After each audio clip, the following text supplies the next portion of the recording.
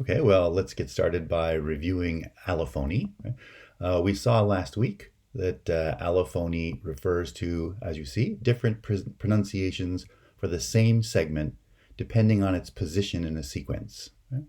And remember that allophony comes from the word parts allo, meaning different, and phony, meaning sound. Right? They're different sounds, different pronunciations for the same segment, where segment refers to something we know in the language, whereas pronunciation is something we say in our speech.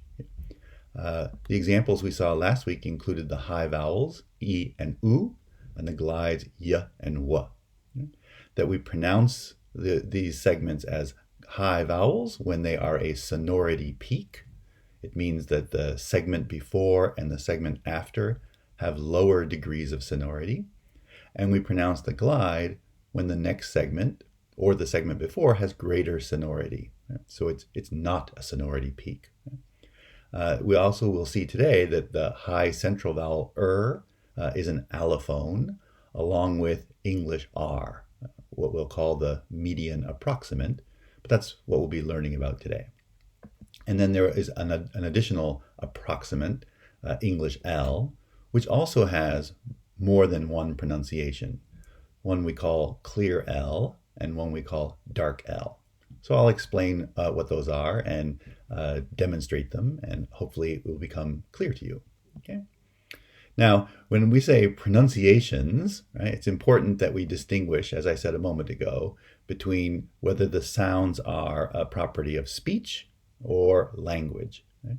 A segment is part of our memory of the words we know in the language, whereas the pronunciations are what we actually say. So for example, when I say a, that's part of English pronunciation.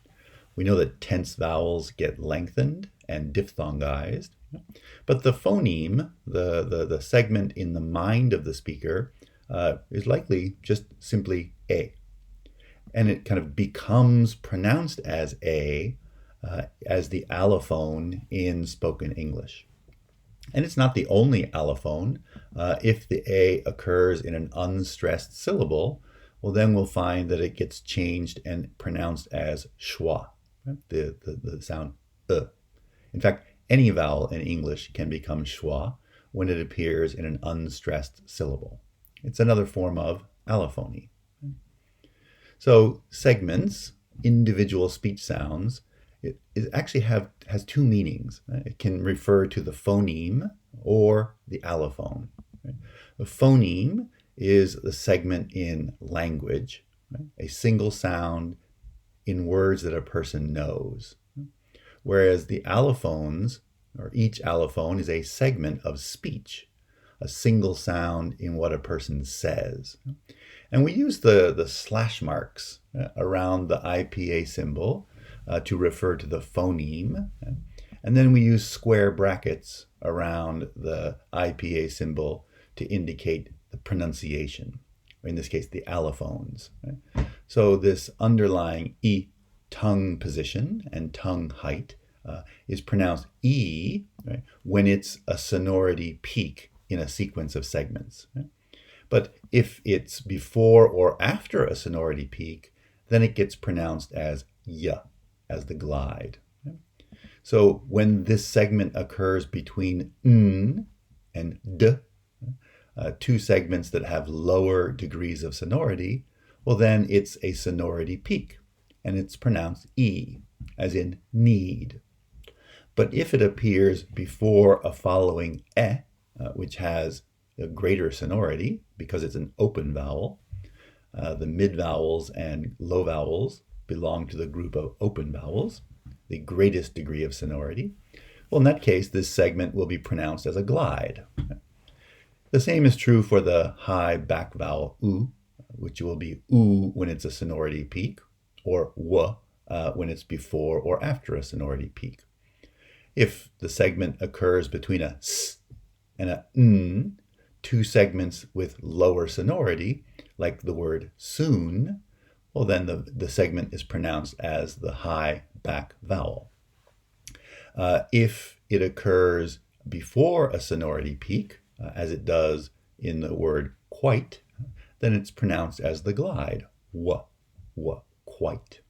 Because the following segment, a, in the diphthong I, is a low central pronunciation, which has greater sonority. That's the sonority peak in this sequence. Okay. Yeah. Now, a phoneme, we as I said before, we put in the kind of slash marks, and then we draw an arrow to each of the alternative pronunciations. And so it is pronounced as, or it's realized as one allophone, let's say allophone A, in a particular phonetic context. Now, the phonetic context could be something like the beginning of the word, the end of the word, but in this case, we're talking about the phonetic context of a sonority peak. But we'll see later there are other cases of allophony that are determined by different phonetic contexts. So there's an allophone A, one alternative pronunciation, and it's pronounced in context A. And then there's another allophone, another pronunciation that is pronounced in context B. That's the general format of allophony. Okay. Now, what's important is that that each allophone always occurs in its particular context. So in this example, in context A, we always get allophone A pronounced. But we never get allophone A in context B. Right? So there's this always and never relationship is central to allophony. We refer to that as complementary distribution. It means so the distribution is the different positions a segment can appear in. And if the distributions of two allophones, of two pronunciations, are complementary, it means they're opposite. That one segment is always pronounced in a particular context, and the other segment is never pronounced in that context. We refer to that as complementary distribution. Okay. So we can think of some other examples outside of language of this kind of complementary distribution. So take, for example, Superman. Right? Superman always seems to turn up in a particular context. Superman appears when there's someone in danger or some urgent need for his help to save people. But then in other contexts, we don't see him. And now there's this other individual, this newspaper reporter for the Daily Planet, Clark Kent, and he never occurs in the context where there's danger or someone needs help. Yeah. So they occur in complementary distribution. Well, that complementary distribution is a clue that we figure out, in fact, wait a minute, Superman is always around when there's danger, and Clark Kent is never there. In fact, they're really one and the same person. There's Jor-El, this man, but as an infant, as a baby, he was sent through space to Earth when his home planet Krypton was being destroyed. And now this individual Jor-El is realized or appears as Superman in certain contexts of danger and emergency, and then appears in a different form as Clark Kent in any other context where there's no danger or no emergency. Or think of another example. So think of a glass of water. Okay, water has certain properties. It's liquid. If you turn the glass, the water will pour out. But if we were to change the temperature and lower it to something below zero, well, then it takes on new properties. Right? It becomes a solid. It no longer pours out of the glass. We even give it a different name. Right? We call it ice. Or if we raise the temperature, something above 100 degrees, it's neither the solid like ice, nor a liquid like water, but becomes a gas we call steam, but it has different properties. Nevertheless, steam, water, and ice all are the same substance. Right? Because they occur in complementary distribution, anytime the context is over 100 degrees, it's realized as steam.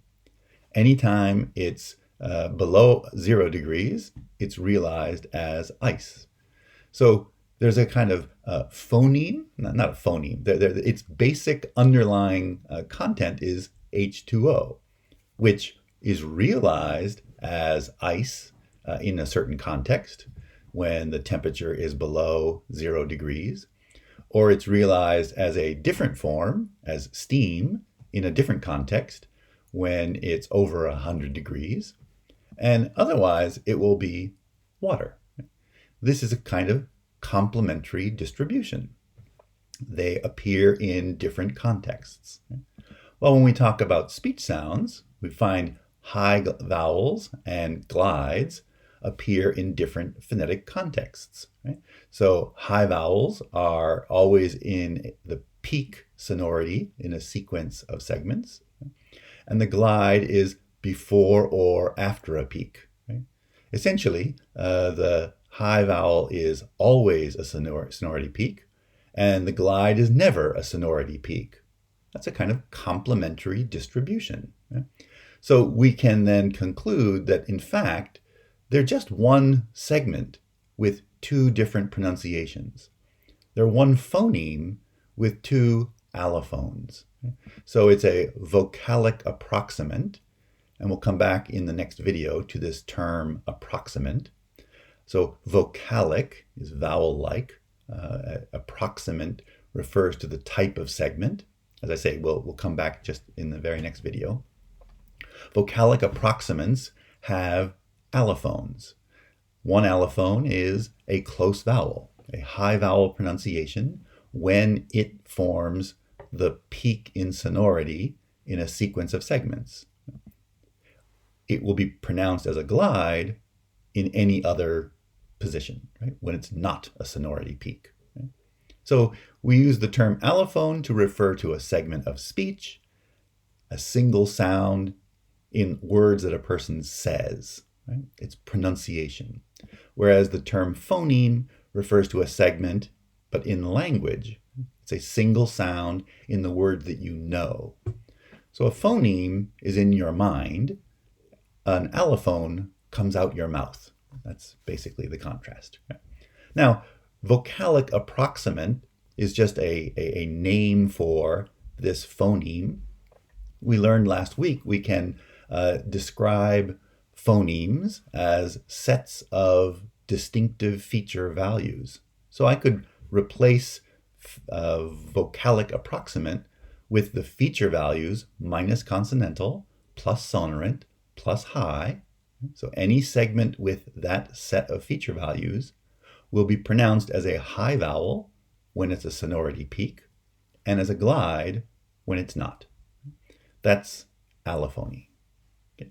Now, we take an example. If I have that set of feature values in a position followed by another segment that's also minus consonantal and plus sonorant, but this one's minus high, it's going to have greater sonority. Right? So I have this vocalic approximant, and then I have a vowel like which is minus consonantal plus sonorant minus high, and therefore greater sonority. The allophones, the pronunciations, are going to be y, like in the word yes. Right? Y, yes. But if the same segment is in a position following a plus consonantal plus sonorant minus high segment, so I've changed the value of consonantal from minus to plus, which now defines a different segment. It defines the segment Actually, not only there are a couple segments. Also has these vowels, these feature values. Right? But in this case, if I have a it's going to be following a segment that is greater sonority. Now, the vocalic approximant is the sonority peak. And so it's going to be pronounced E, as in the word team. Right? Team. E-M.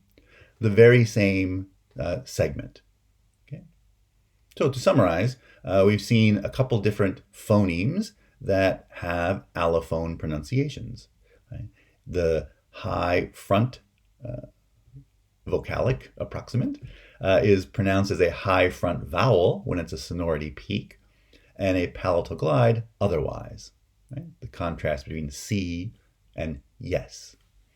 The high back vocalic approximant is pronounced as a high back vowel oo when it's the sonority peak, like in soon, but otherwise it's a glide, like in win.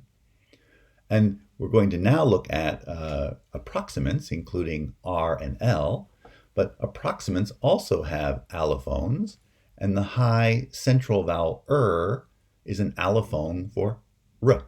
Right? So in a word like turn, it's the sonority peak, and it's pronounced as the high central vowel Otherwise, it's pronounced as r, like in red.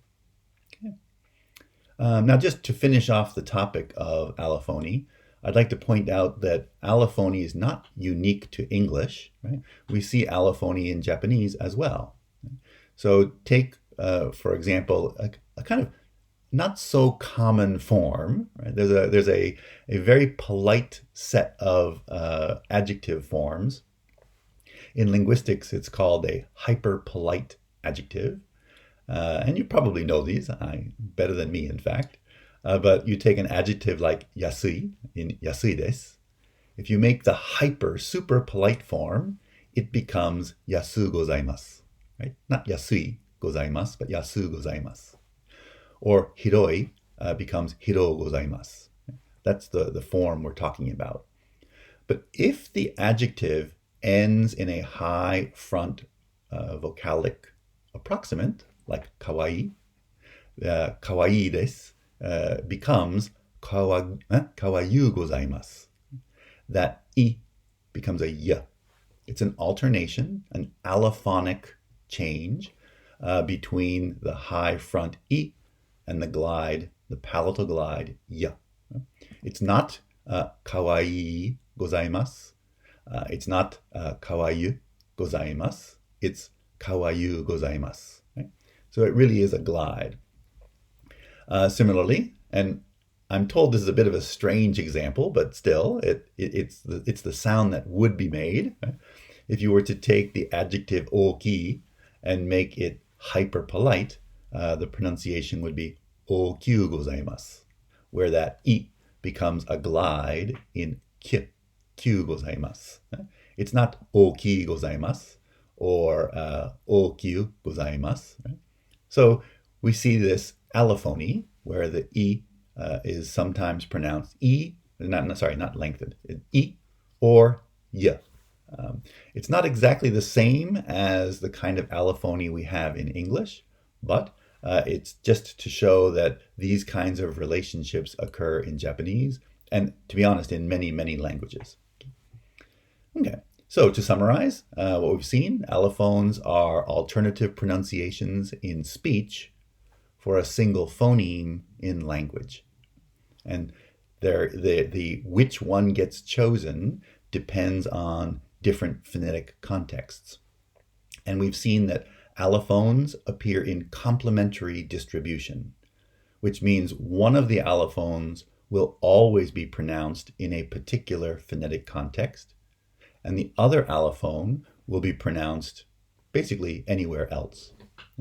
One of the pronunciations always occurs in a particular phonetic context, and the other allophone never occurs in that phonetic context. Now, English allophones that we've seen have included the high vowels and glides.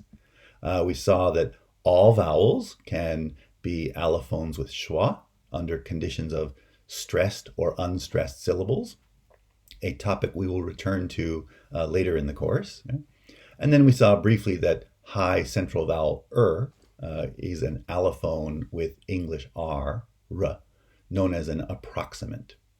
So So in the next video, we will now study these new segment types known as approximants, some of which belong to the segment class glide, and some of which belong to the segment class liquid. Okay? All right, we'll stop there, and I'll see you in the next video. Thanks.